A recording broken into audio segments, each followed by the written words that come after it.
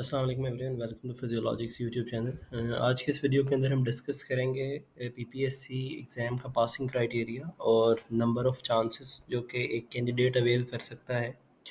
इससे रिलेटेड हमें बहुत ज़्यादा क्यूरीज रिसीव हुई हैं, तो सबसे बेस्ट यही है कि हम एक डिटेल्ड वीडियो बनाकर इसके ऊपर बात कर लें, और ताकि जितनी भी कन्फ्यूजन्स है वो एक दफ़ा क्लियर हो जाए।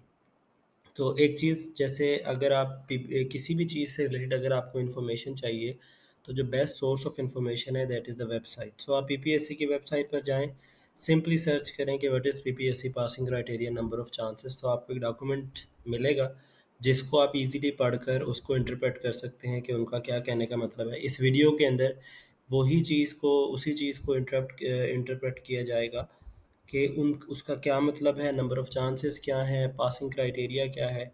तो वी होप कि इस वीडियो के थ्रू आपकी ये कन्फ्यूजन सारी क्लियर हो जाएँ। तो अगर आप डॉक्यूमेंट के ऊपर जाएँगे तो जो नंबर 17 पॉइंट है उसके ऊपर नंबर ऑफ़ चांसेस का पॉइंट है, और यहाँ पे अगर आप देखेंगे कि जो नंबर ऑफ़ चांसेस हैं दे आर द 3, कि एक कैंडिडेट के पास 3 चांसेस हैं कि वो पीपीएससी का एग्ज़ाम दे सकता है।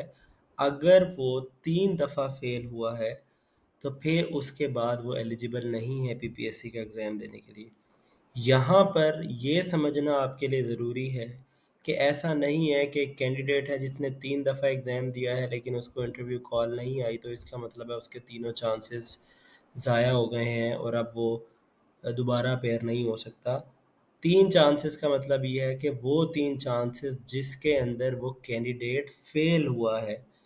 यहाँ पर आप ये समझ लें कि फ़ेल और पास, इसके लिए जो मार्क्स की डिस्ट्रीब्यूशन है वो पता होना ज़रूरी है। तो अगर आप रिज़ल्ट कार्ड जो अभी आया है पीपीएससी के एग्ज़ाम पे उसमें देखें तो उसमें पॉइंट्स लिखे हुए हैं कि क्वालिफाइंग मार्क्स या पासिंग मार्क्स जो हैं वो हैं 40% marks in the written test and 50% marks in the interview. इसका मतलब ये है कि अगर आपने बीपीएससी का एग्ज़ाम दिया और आपके 40 मार्क्स आए हैं 100 में से, तो आपने वो एग्ज़ाम पास किया है, आप फेल नहीं हुए। सेम इज़ द केस कि अगर आपने एग्ज़ाम दिया है और आपके इंटरव्यू के अंदर 50% मार्क्स आए हैं, तो आप फेल नहीं हुए, आपने उस एग्ज़ाम को पास किया है। अब इस चीज़ को समझ लें कि मेरिट क्या होता है, कि अगर सपोज़ 1000 कैंडिडेट्स ने एक एग्ज़ाम दिया है पीपीएससी का, और उसके अंदर एक उन्होंने बॉर्डर लाइन रख दी है कि 40% से जो नीचे कैंडिडेट है दैट इज़ फेल। तो अगर किसी भी कैंडिडेट के 39 मार्क्स हैं तो वो तो मेरिट लिस्ट के आस-पास भी नहीं है, क्योंकि उसने एग्ज़ाम को क्वालीफ़ाई ही नहीं किया। लेकिन जितने भी कैंडिडेट्स हैं जिनके 40 या 40 से अबव मार्क्स हैं, they have passed the PPSC exam. और अब बात यहाँ पर आएगी मेरिट की, कि उनमें से कितने लोगों को बुलाया जाएगा। सपोज़ कि हमारे पास सीट्स हैं 10, तो पीपीएससी का जो क्राइटेरिया है उस हिसाब से हमारे पास एक सीट के ऊपर 5 कैंडिडेट्स को बुलाया जाता है। तो अगर 10 सीट्स हैं हमारे पास तो 50 कैंडिडेट्स को इंटरव्यू के लिए बुलाया जाएगा।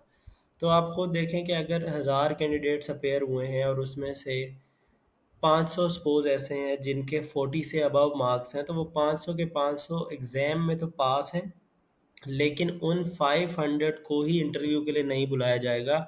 इंटरव्यू के लिए सिर्फ 50 कैंडिडेट्स को बुलाया जाएगा, और वो 50 कैंडिडेट्स वो होंगे जो टॉप 50 होंगे, जो उनके जब हम मार्क्स की डिस्ट्रीब्यूशन देखेंगे तो उस हिसाब से जो भी कैंडिडेट्स होंगे उनको बुलाया जाएगा।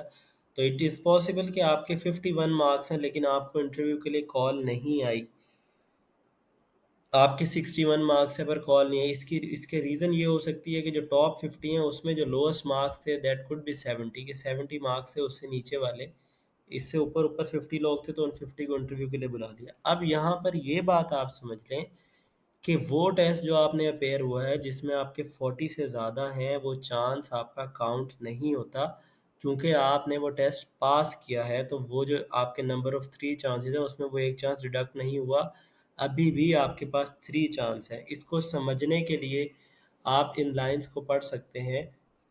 There shall be no limit of chances where recruitment is being made through one paper written test followed by the interview or the interview alone if a candidate obtains qualifying marks in the written test irrespective of the fact that whether he or she is called for the interview or not. यहाँ तक इस line को समझें कि अगर आपके 40 से above marks आए हैं, नो मैटर कि आपको इंटरव्यू के लिए कॉल आई या नहीं आई, तो वहाँ पे लिमिट ऑफ चांसेस अप्लाई नहीं होगी, आपके तीनों के तीनों चांसेस अवेल रहेंगे। सो आपने टेस्ट दिया, आपके 40 से अबव मार्क्स आए, आपको इंटरव्यू के लिए कॉल नहीं हुई, तो आपका चांस ज़ाया नहीं हुआ। लेकिन अगर आपने टेस्ट दिया और आपके 40 से मार्क्स कम आए हैं, तो इसका मतलब है कि आपका चांस ज़ाया हुआ है और अब आपके पास रिमेनिंग 2 चांसेस हैं। अब सेकंड कंडीशन पे आ जाएँ कि हमने अज़्यूम किया कि जो 1000 कैंडिडेट्स थे उनमें से 50 को बुलाया गया। अब उन 50 में से हमने कहा टोटल जो हमारे पास सीट्स हैं वो 10 हैं और हर सीट पे 5 कैंडिडेट्स को बुलाया गया, तो अब उन 50 में से 10 ने सेलेक्ट होना है।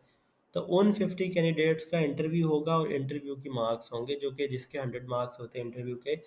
यहाँ पे आपको दूसरी लाइन समझना ज़रूरी है कि इंटरव्यू के लिए अंदर 50% मार्क्स लेना आपके लिए ज़रूरी है कि आपने 100 में से 50 लेने हैं क्वालिफाई करने के लिए, उसको पास करने के लिए।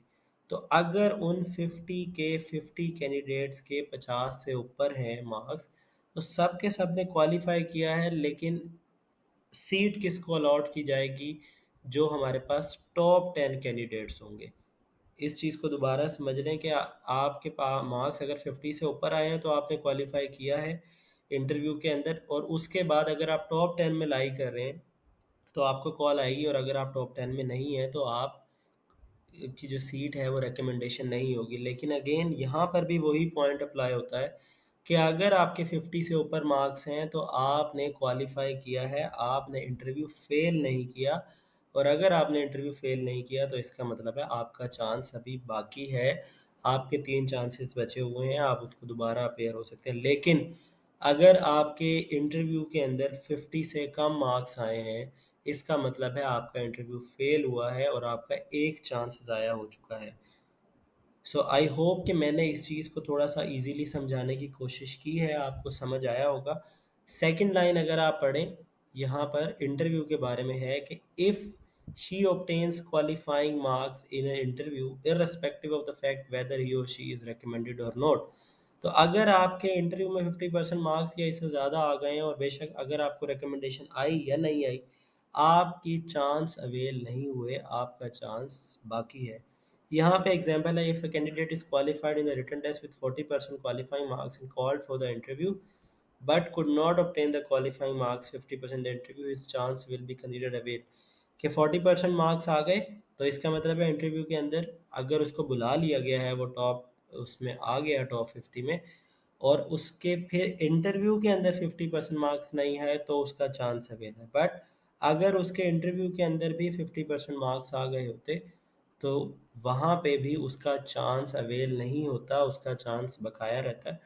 तो एंड पर मैं ये कहना चाहूँगा आपको कि पीपीएससी के पास आपके पास 3 चांसेस हैं। अगर आप तीनों चांसेस में फेल हुए हैं तो आपके चांसेस अवेल हैं। अगर आपके इंटरव्यू के आपको कॉल नहीं है, आपने सिर्फ रिटन एग्ज़ाम दिया है और रिटन के अंदर आपके 40% है बट कॉल नहीं आई, चांस आपका अवेल नहीं हुआ, चांस आपका बाकी है। अगर आपके रिटन में आप पास कर गए हैं और आपको इंटरव्यू की भी कॉल आ गई है और इंटरव्यू के अंदर आपकी 50% मार्क्स आए हैं लेकिन रिकमेंडेशन नहीं हुई, आपका चांस अभी भी बाकी है क्योंकि आपने इंटरव्यू में क्वालिफाई किया है। हाँ, अगर आपके 40% मार्क्स आए हैं रिटन के अंदर और इंटरव्यू के अंदर आपके 50 से कम आ गए हैं, मतलब आप रिटन में या इंटरव्यू में से किसी एक चीज़ में फेल हो गए हैं, तो इसका मतलब है आपका एक चांस ज़ाया हो चुका है। तो इस चीज़ को समझ लें, इन कन्फ्यूजन्स को दूर कर लें। इंशाल्लाह जब फ्यूचर के अंदर पीपीएससी की सीट्स अनाउंस होंगी तो उसमें आप लोगों को हेल्प होगी। ये रिज़ल्ट कार्ड डीएमसी में आपके साथ शेयर कर रहा हूँ एक ऐसे केस की जो कि रिकमेंडेड नहीं है। तो उसके अंदर हमारे पास जो एकेडमिक मार्क्स हैं उसके लिए 40 मार्क्स में से टोटल मार्क्स लगते हैं जो आपके मैट्रिक के मार्क्स हैं, एफएससी के मार्क्स हैं और आपकी जो हायर क्वालिफ़िकेशन डीपीटी के मार्क्स हैं उनके मिला के इस डिवीज़न को हमने एक और वीडियो के अंदर डिस्कस किया हुआ है कि ये 40 मार्क्स कैसे डिवाइड होते हैं, आप इसको वहाँ से देख सकते हैं। दूसरी चीज़, रिटन के अंदर हमारे पास टोटल 100 मार्क्स है, 100 में से जितने मार्क्स आए उसको 50% उसके कंसीडर किए जाते हैं यहाँ पे, और इंटरव्यू के 100 मार्क्स हैं जिसमें से इस कैंडिडेट्स को 68 मिले और फिर इसको कंबाइन करके टोटल मार्क्स दिए जाते हैं और इस इन मार्क्स के हिसाब से इसका जो मेरिट नंबर है वो 120 है और ही इज़ नॉट रिकमेंडेड। लेकिन अगर मैं यहाँ पे आपको ये बताऊँ कि क्योंकि इनके एमसीक्यू के अंदर 50 प्लस हैं, 40 प्लस मार्क्स हैं, तो इन्होंने क्वालिफाई किया है, इनका चांस रिटर्न में ज़ाया नहीं हुआ। फिर जब इंटरव्यू की बात करें तो इंटरव्यू के अंदर भी इनके 50 प्लस हैं, तो इसका मतलब है कि इनका इंटरव्यू वाला चांस भी इन्होंने क्वालिफाई किया है, रिकमेंडेड नहीं हुए लेकिन इंटरव्यू को पास किया है, तो इनका चांस ज़ाया नहीं हुआ। जब ये नेक्स्ट पीपीएससी एग्ज़ाम आएगा तो उसमें ये फिर से अपेयर हो सकते हैं, जब तक ये 3 दफ़ा कंसेक्टिवली फेल नहीं हो जाते। अल्लाह ना करे ऐसा हो, अल्लाह करे कि ये नेक्स्ट टाइम इंशाल्लाह रिकमेंडेड हो। तो ये कुछ पॉइंट्स हैं जिनका क्लियर होना आपके लिए ज़रूरी है। इन केस के अगर अभी कोई क्लैरिफिकेशन अभी भी बाकी है, कोई कन्फ्यूजन है, तो please do let us know in the comment section. We'll try to answer in more detailed manner. I hope you enjoyed the video. If you haven't subscribed our channel before, please do it now. Inshallah, we'll meet in the next video. Thank you so much. Allah Hafiz.